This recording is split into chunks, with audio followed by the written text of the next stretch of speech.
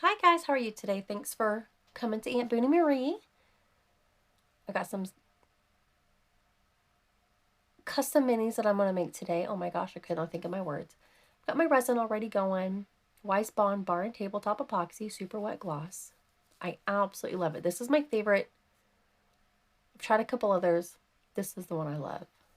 Already got it all mixed up and ready to go. Had it sit for a few minutes, not too long. As you can see, it's still kind of bubbly.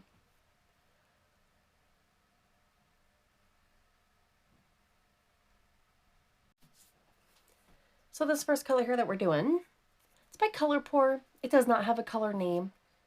The sticker on top kind of looks flesh toned, but it's got almost a golden copper look to it. And then this is Picasso Resin Dye Amber.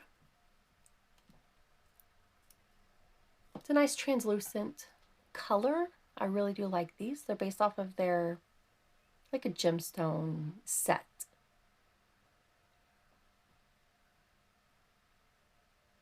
I'm not really mixing that fast. This is sped up. Most of this video is sped up because it was just way too long. So adding the amber dye gave it a nice gold look. Now I'm going to prep my mold with a little bit of alcohol spray.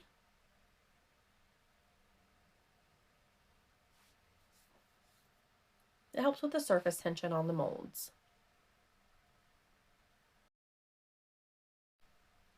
Now that my pouring is also sped up, I realized I have too much resin. I wanted to get these molds that I had washed.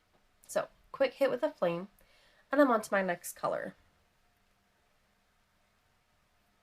which is this green mica that I got in one of my kits. There's no name on the mica. It's just green. I didn't add any alcohol ink because this mica is really, really fine.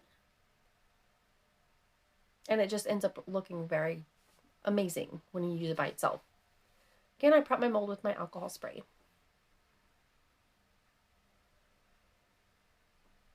Now the purple one, I totally forgot to record the color. It's by Rolio Pigments and it's called Purple Heart. I did not add any alcohol ink to it either.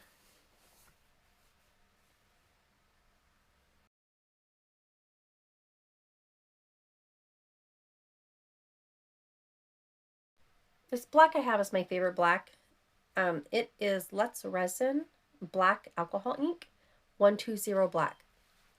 Absolutely love this black. It doesn't use a lot.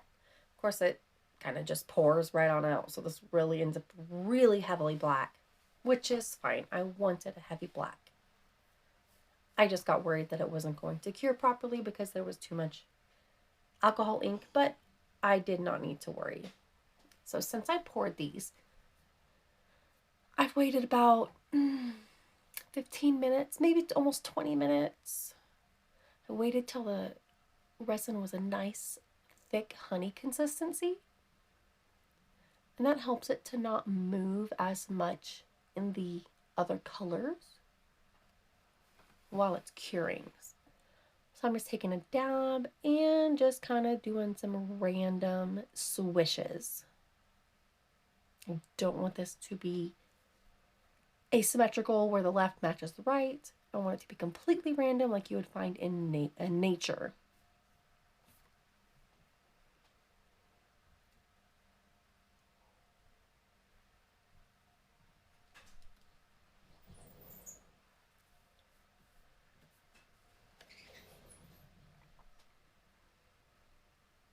I wanted thick swishes and then thin swishes, and you'll kind of see how I do the thin parts later. But these are nice and thick. When I first put the little stick down, it's thicker and it kind of thins off the further you get away from your little drop, your first little drop. Of course, clean off your stick between the colors. Even though you're still going into the black, you don't want the green to go in the yellow or the orange. So here I am, sped up. Again, just randomly going. I don't want it to be symmetrical. Now the purple one I did do different. I wanted something completely different with the purple. Not sure why, just how it hit me. On this yellow one, which I did not record pouring.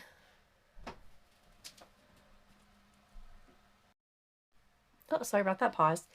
I had to see what my husband needed. He didn't know what I was doing. So in the yellow one, I do put too much black. I ended up, I mean, I like it. Kind of wish I didn't put as much black as I did in this one. But my resin was starting to cure, and I started to freak out a little bit. Where I'm drizzling it on, and you can see it's really, really, really thick honey, like cold honey.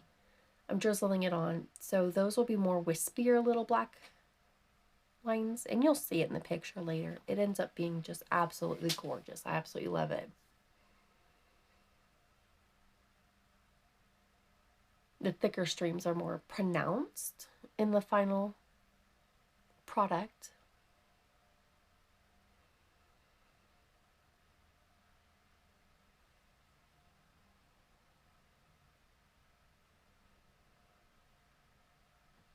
So I've got my stir stick.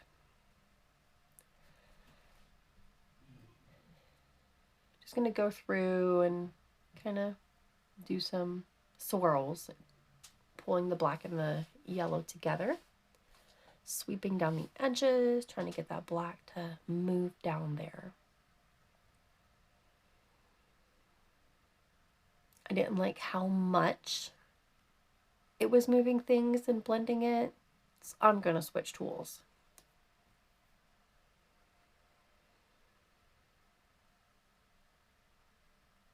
And I also need to get a new paper towel. Okay, switch tools. Got a safety pin. I'm just grazing the mold. I can barely feel it. I'm not scratching it. I'm not really touching it. I'm just staying right above the mold. I did side to side, then back to forth. Kind of gives you a chevron looking design. I'm realizing you can't really see everything.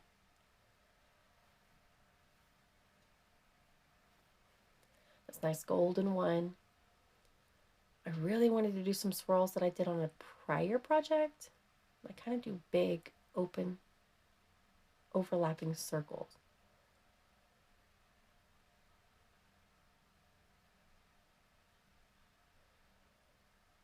Again, sorry, I realize you can't really see all of the projects. I'm going to move a couple things and get this green one where you can see it.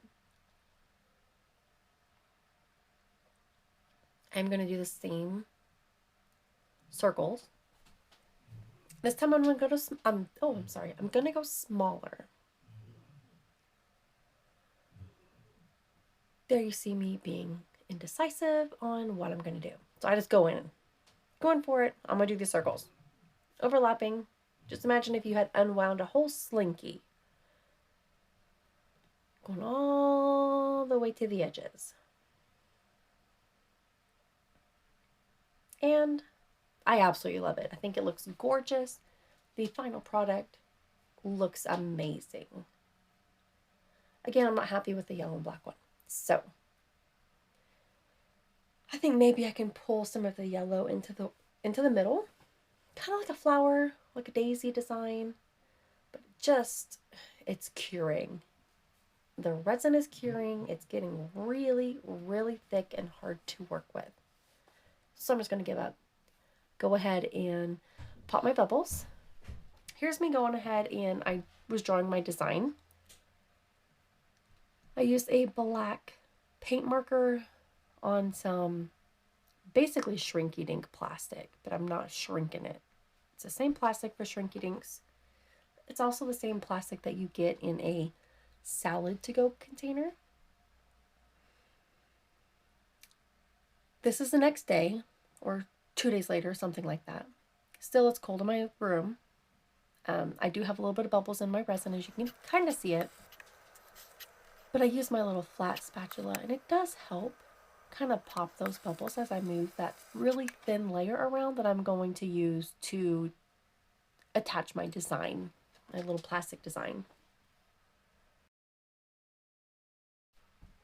So again, a quick torch. I don't want any of these bubbles to get stuck underneath.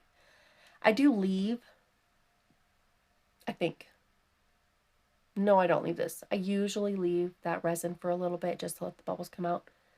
So putting my plastic in, I start from one side, and I'm looking for the right tool.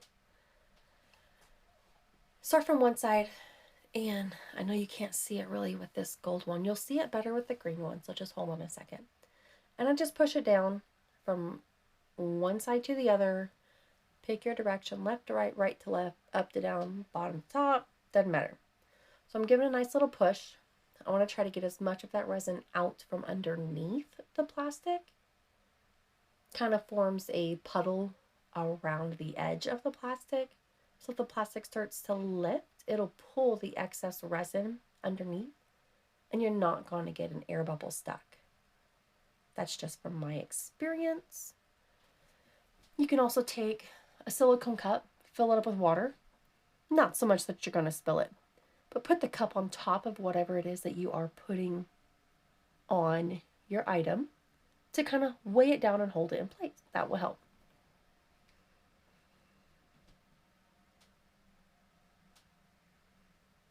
Just trying to make sure it is centered. I'm kind of pushing it a little this way, a little that way as I push down. I think it's centered. I don't see any bubbles. Let me go ahead and pop bubbles on the green one before I put the exact same design down on it.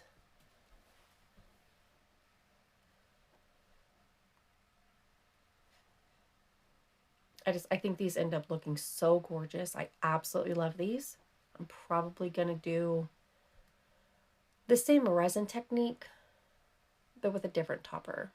So as you can see, I'm realizing you couldn't see me in the first one. So I'm doing this one a little bit better.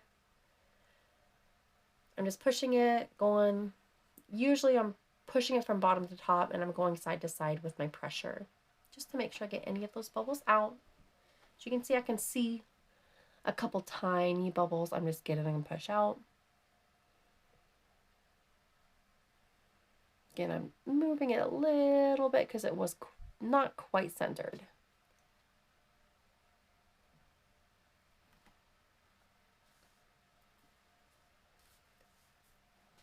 Again, you can weigh these down with silicone cup, something. Doesn't really matter. On this one, I had a little bit of resin heavier on one side than the other, so I'm kind of moving it around so that there's excess on all sides of that little plastic that I've just put in there.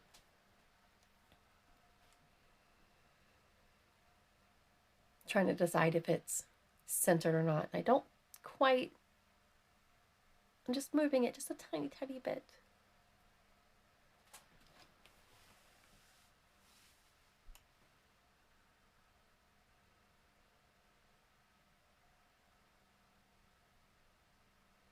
Again, I'm moving it. I liked how my green was positioned. I wanted to move this gold one just a tiny bit to match kind of how the green one was. All right, so this is later. I popped some bubbles. It hadn't cured yet when I showed you that, but here it is cured. I'm gonna pop it right out of that mold.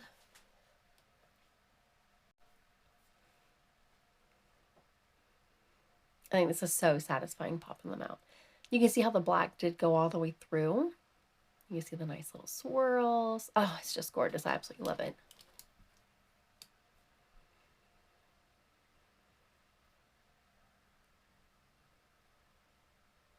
Again, it's a cold day. You can see I have my heater again. So these are like cuticle trimmers, and they're nice and flat. They're not like curved. So I'm able to trim off any of those little excess pieces that stick up that are higher, because I'm going to do a nice flood coat on this. I don't want those pieces to stick up. So I'm trying to make sure it's nice and level. Dust them off, make sure there's nothing on them. My resin is the same resin. I did let it set for 5 or 10 minutes before starting the video while I got everything ready. Just lightly pushing the resin to the edges. I like to do kind of a 50 to 60% coverage. I do want it to have that dome on it. I'm going to add some Batman and Robin kissing. I thought it was hilarious, and it goes well with the purple. Again, you can follow me on Facebook, Aunt Booney Marie. You can like this video, follow. You can hit the alert. You'll know when my next videos come out. Now, he was going to move, so I did weigh him down. This is the final product. I think they ended up gorgeous. My customer was so happy. You can see how the thinner ones wisped. Have a great day.